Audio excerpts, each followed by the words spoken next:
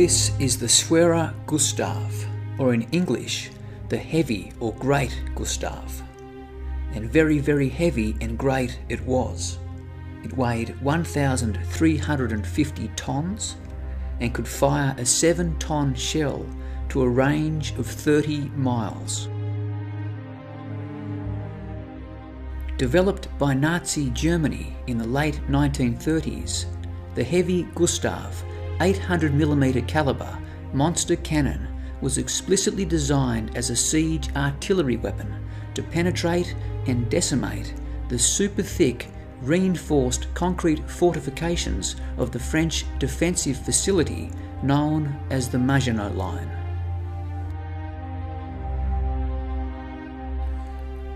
Built by the leading German arms manufacturer Krupp AG, and in fact named after the company's CEO Gustav Krupp, the heavy Gustav railway gun stretched 155 feet in length, including its 106-foot-long barrel. It required a team of thousands to dig embankments and lay railway tracks, and around 3 days and 250 people were needed to assemble the gigantic weapon.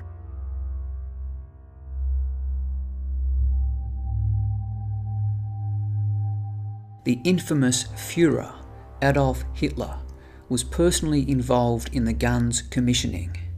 In fact, it was not until Hitler visited the Krupp company and inquired about the viability of such a theoretical weapon that things were finally set in motion and the colossal cannon was born.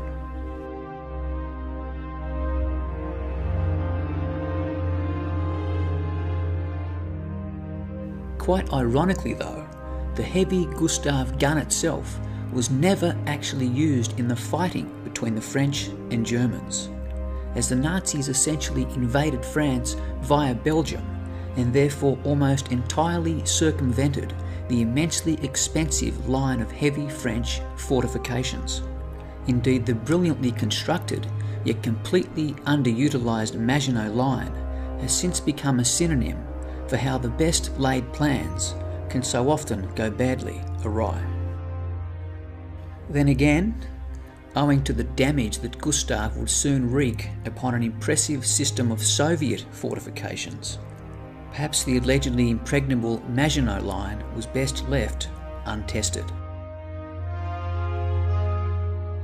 And so it was in June of 1942, and at the Eastern Front siege of Sevastopol, that Gustav was called in and first used in combat.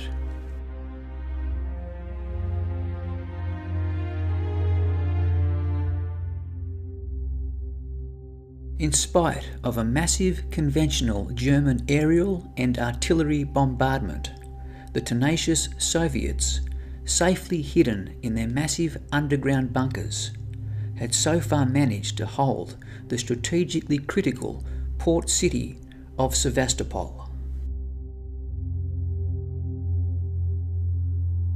It was therefore hoped by the German High Command that Gustav's imminent arrival would help break the stalemate and end the siege in their favour.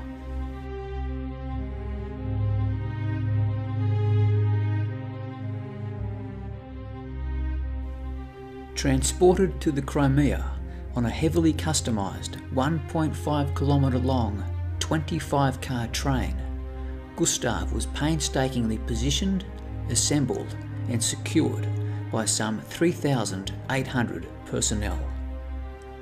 And when the world's largest ever gun was finally unleashed, it proved to be utterly devastating.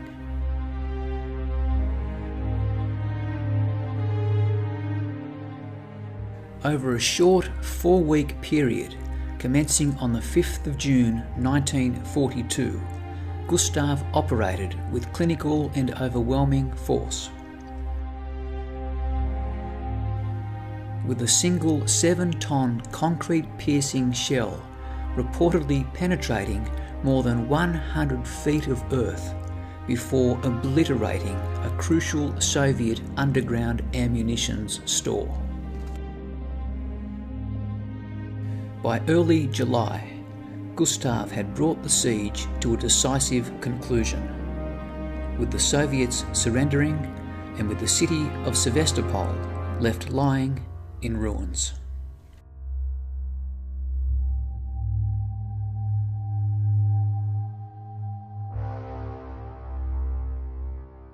So while Gustav's effectiveness as the ultimate siege-breaking artillery piece was undeniable, it actually barely took any further part in the war, owing to the extraordinary inherent challenges in transporting it, as well as due to the limited opportunities available to a Nazi regime that would soon come under siege itself.